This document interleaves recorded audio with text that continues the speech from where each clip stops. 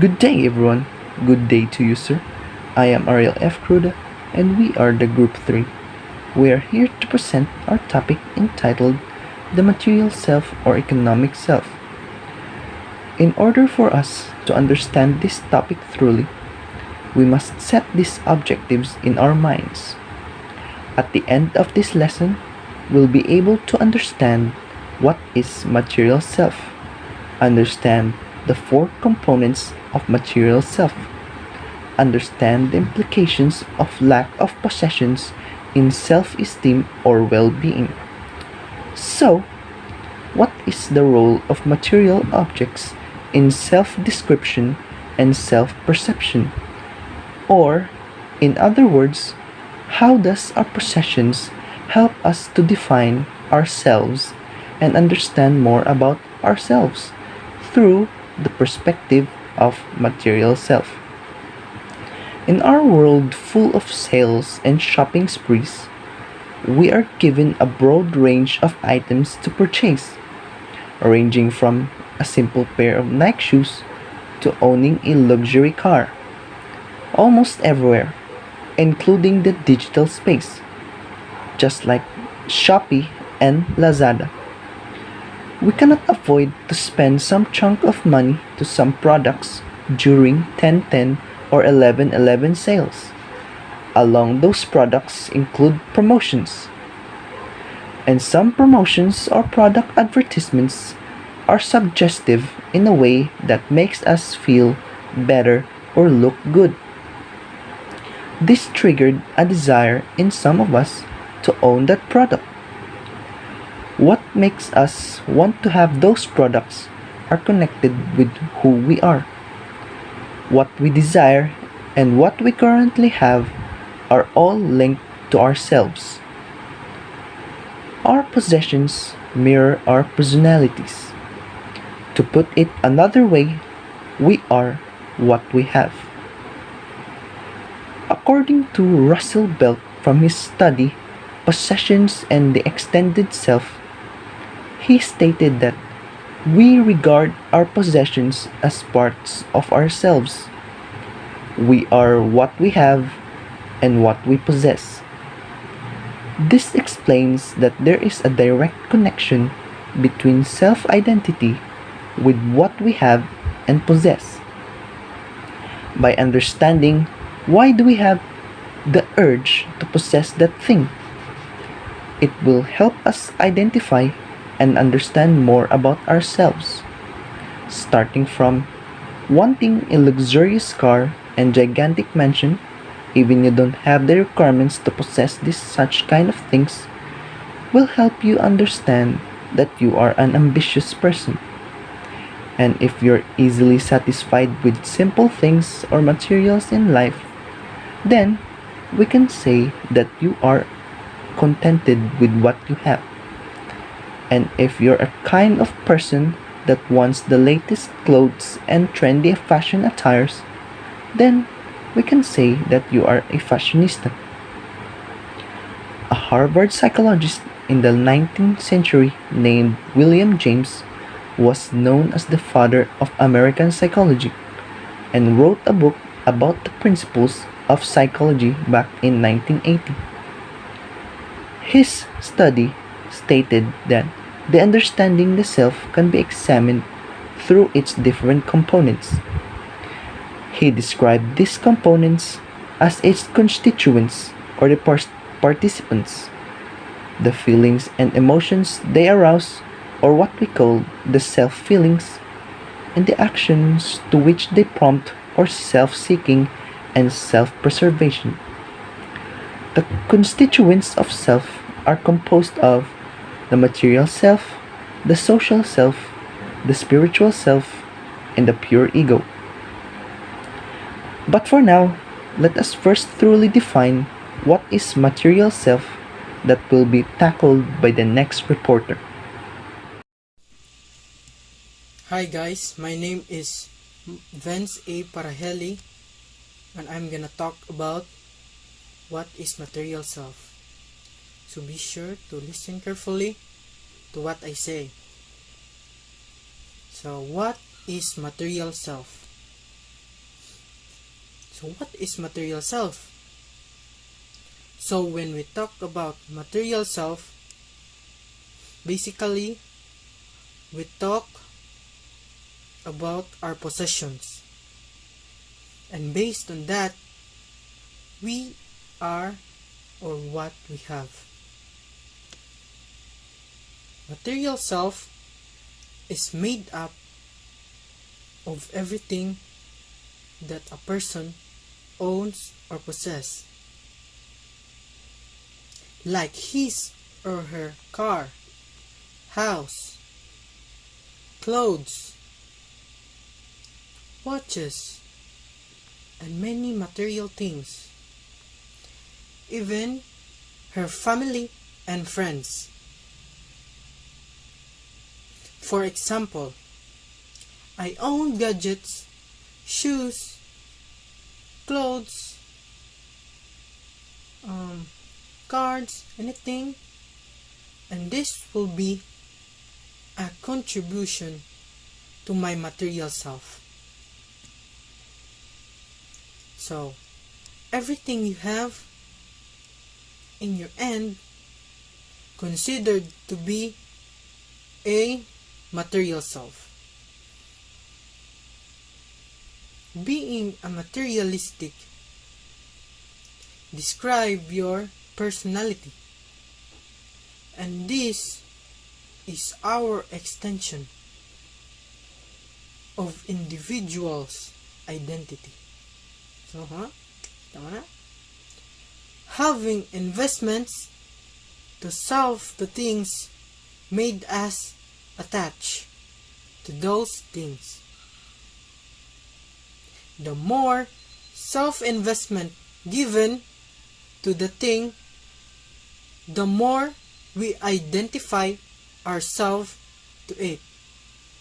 As what William James described, a man's self is the sum of total of all what he can call his possessions.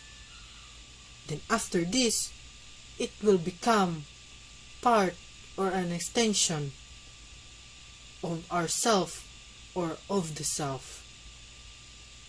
Material possessions signify some aspects of one's sense of self and identity.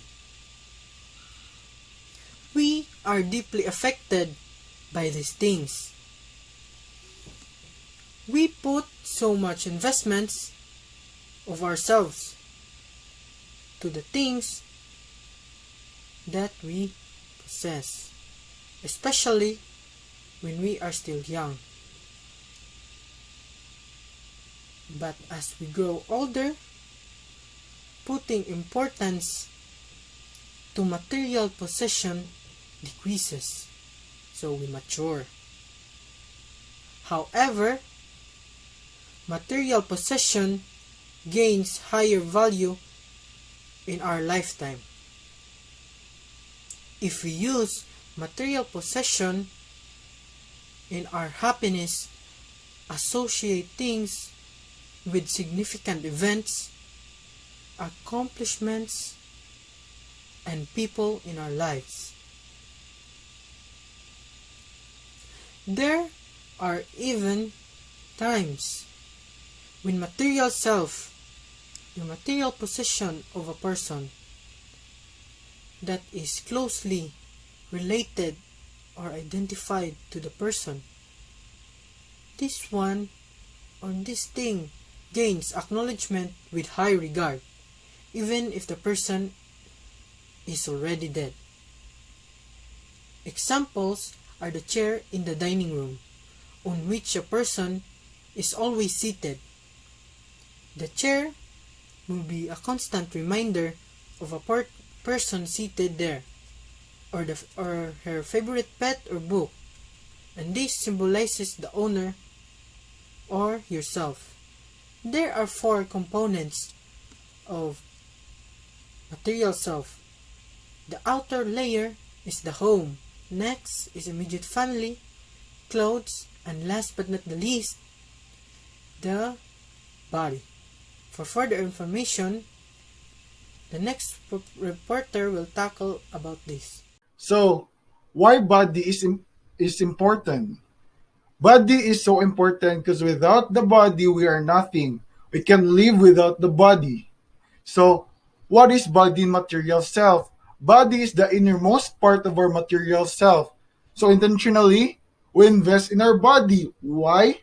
Because we are directly attached to this commodity that we can live without.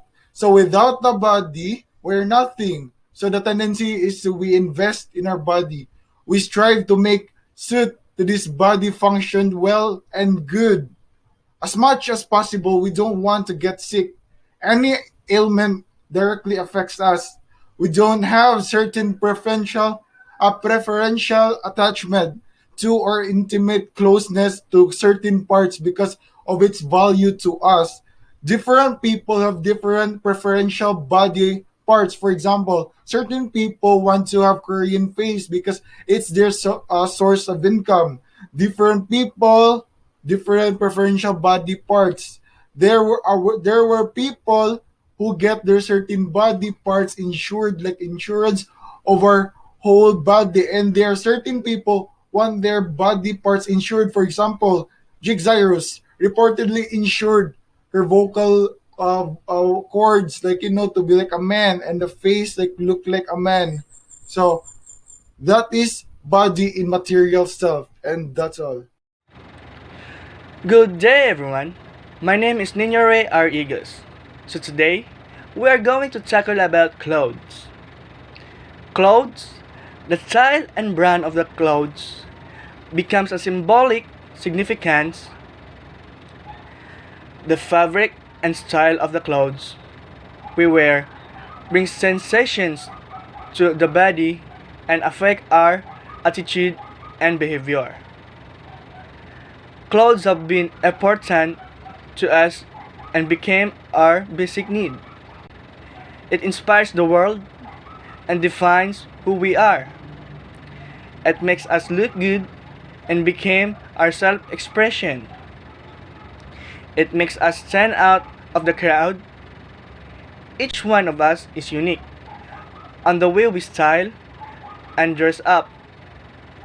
There are various brands of clothes that plays a significant role in the society today. In clothing symbols that have several meanings and involve individual choice and preference. However, its importance is to protect, cover, and help us to move in. Comfort, it really became an important part of our life because people look first, then listen. Clothes can really tell us in a lot in person. For example, the style of your wearing is plain clothes and etc. It means you are simple person, an ordinary person. The clothes reflect the personality through their shapes, colors, the way the person mix the items, the choices the person does, and so on. For example, if the person buys only masab or basic item, he or she shows lack of self-esteem because he or she is not bold enough to go beyond the average. The same applies if the person buys only cheap clothes. Each person has a unique combination of personal colors. If the person is not aware of it and choose colors only because he or she think is beautiful without considering his or her personal colors and goals, the result is also negative. There's no general rule. Each person is unique and must value his or her uniqueness with enough self-confidence. That would be all, and thank you.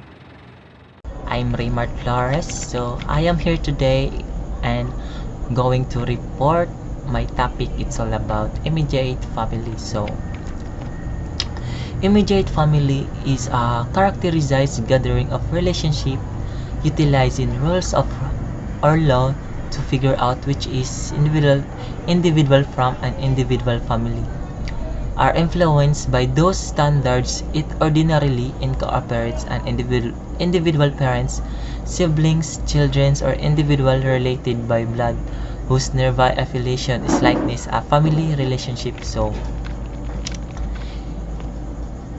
it can it can contain others associated by birth, for example, uh, adoption, marriage, civil partnership, living together, or an etc. So the next one is these people are likely to shape and influence the development of self-identity. So the best way of this is our parents is the best way of example. So the parents are the one who guided the child until they are fully grown, and if we have the Filipino cultures, the children are most likely have their parents as their inspiration on what they are supposed to do and what to achieve in the future. So siblings and children are another example, and everyone who is in the house influence each other, and that is the reason why a person is having its self identity. So the next one is immediate family members that is part of our family. So immediate family that is part of self is just not because they are part of us by blood. It doesn't mean that immediate family only consists of those who are blood related.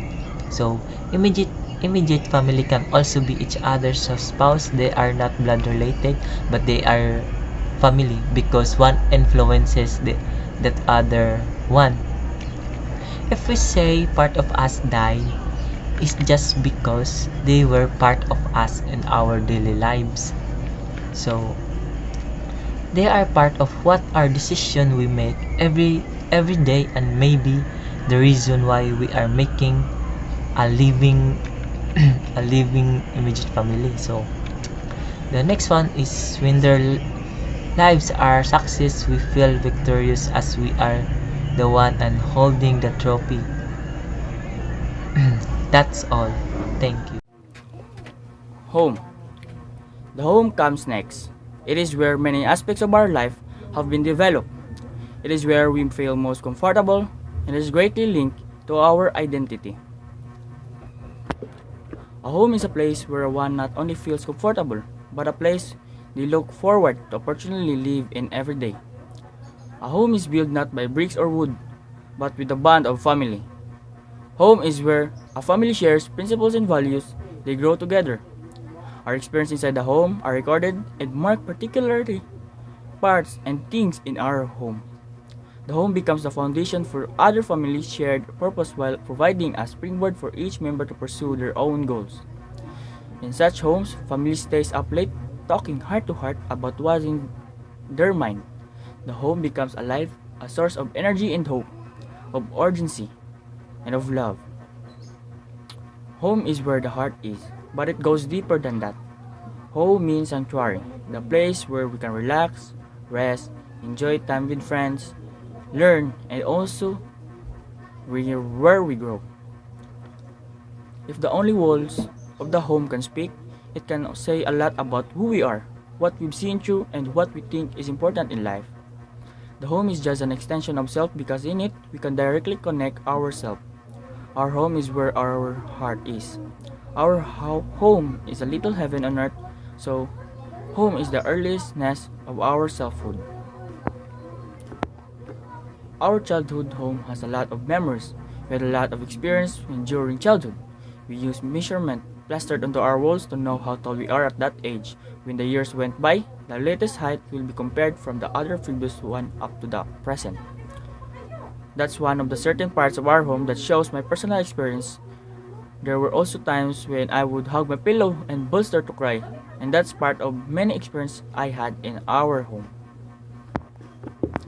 The wall on our house have already seen a lot. It has witnessed an abundance of our personal things and actions and even our memories. However, they couldn't tell because they aren't able to talk.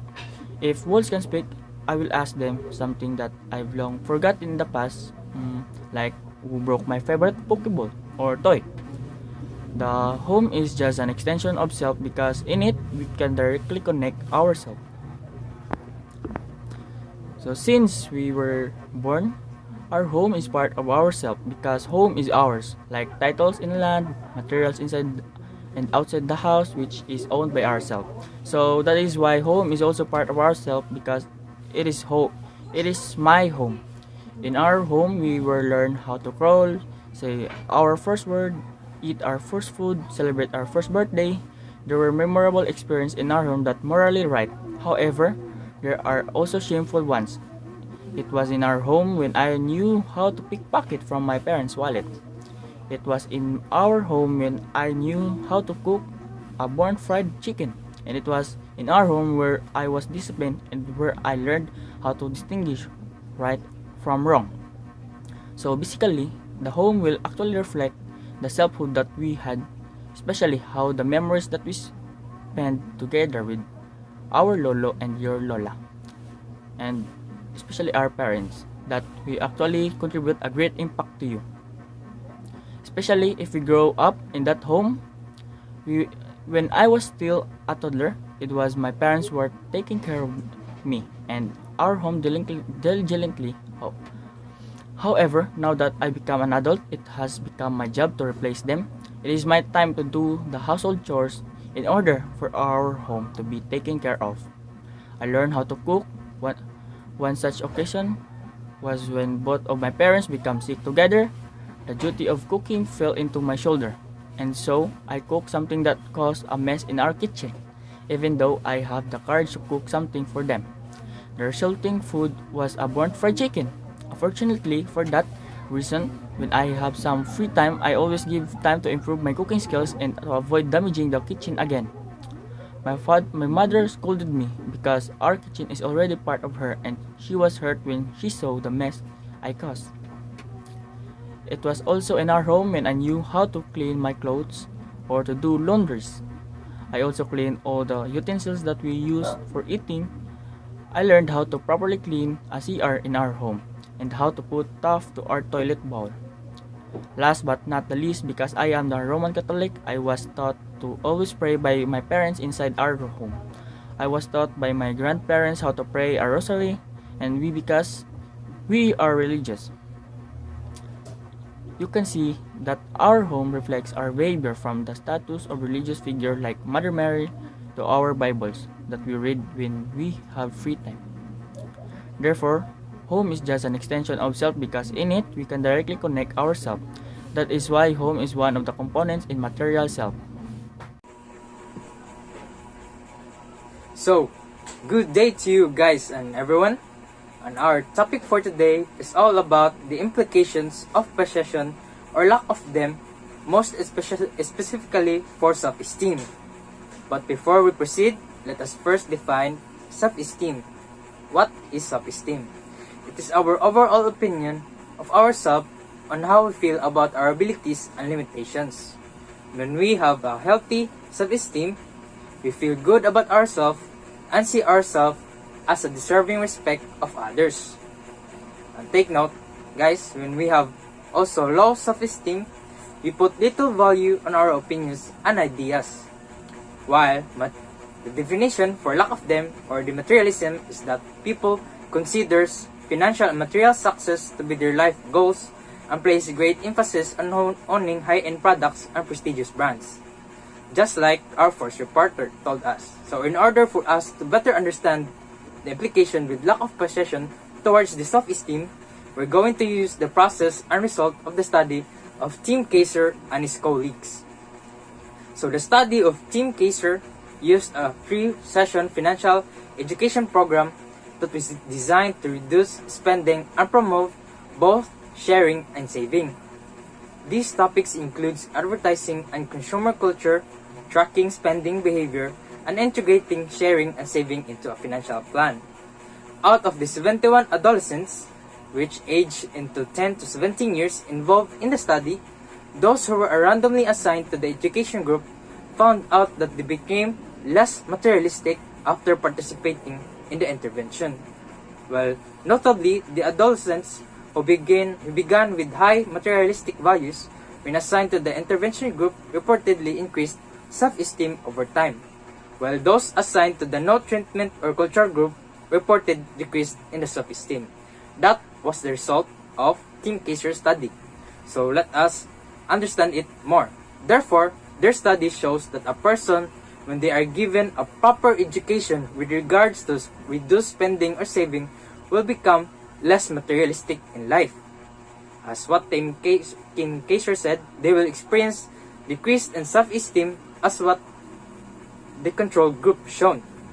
Then, the people who are engaged more on high materialistic values will manifest increased self-esteem towards themselves in the intervention group.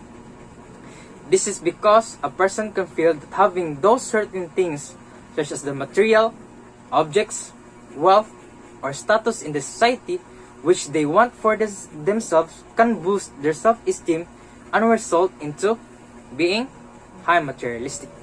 In relating also towards the self, there is a negative link between self-esteem and materialistic values, which has been demonstrated in the survey study.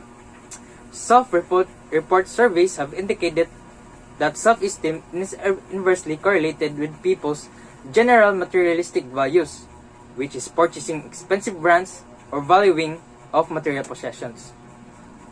And with the support of the symbolic self-completion theory, which provides an explanation for the negative effect of self-esteem on materialistic values, the theory suggests that under the condition of impaired self-identity, individuals will seek things or engage in activities that can help them regain a positive self-image. Individuals might use the signaling function of material possessions to compensate for threatened self-esteem. This theory aligns with many studies demonstrating the direct negative effect of self-esteem on materialistic values, as the financial success and security represented by material possessions might temporarily boost their self-esteem.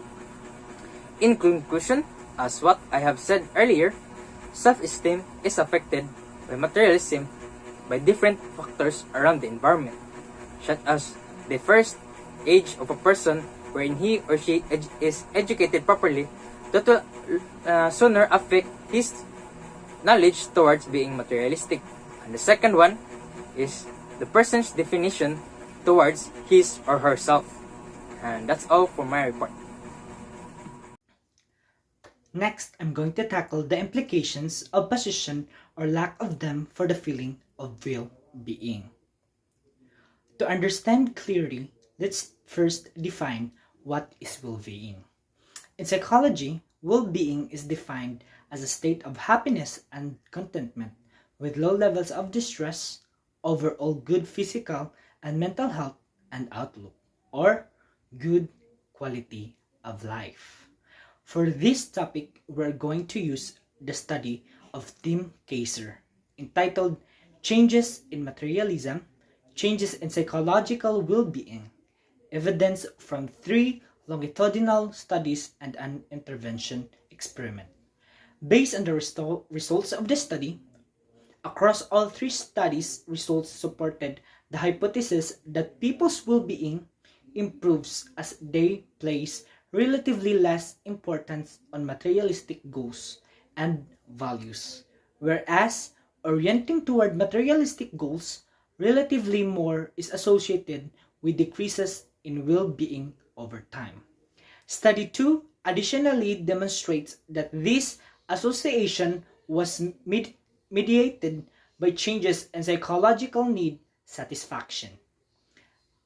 A 4th experimental study showed that highly materialistic adolescents who received an intervention that decreased materialism also experienced increase in self-esteem over the next several months relative to a control group. Thus, well-being changes as people change their relative focus on materialistic goals. Furthermore, this study suggests some implications.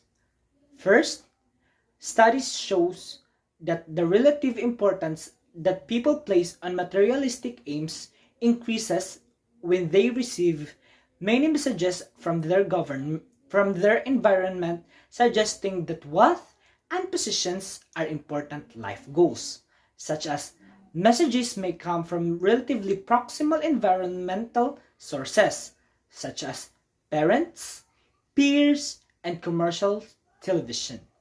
For example, if we see some of our peers that has new clothes or accessory, we tend to think that we must also get that kind of clothes or accessories just to meet the social standards. Lastly, a better understanding of the factors that help people respond to feelings of insecurity by decreasing rather than increasing the relative importance they place on materialistic values might help improve people's well-being. For example, if a person will just learn on how to be contented on what he or she have rather than being insecure on what others people have, he or she will surely improve his or her well-being. Always remember, no need for other validation. You have a self to care, not a society to impress. So, to sum it all up, when you are being highly materialistic, you will decrease your well-being.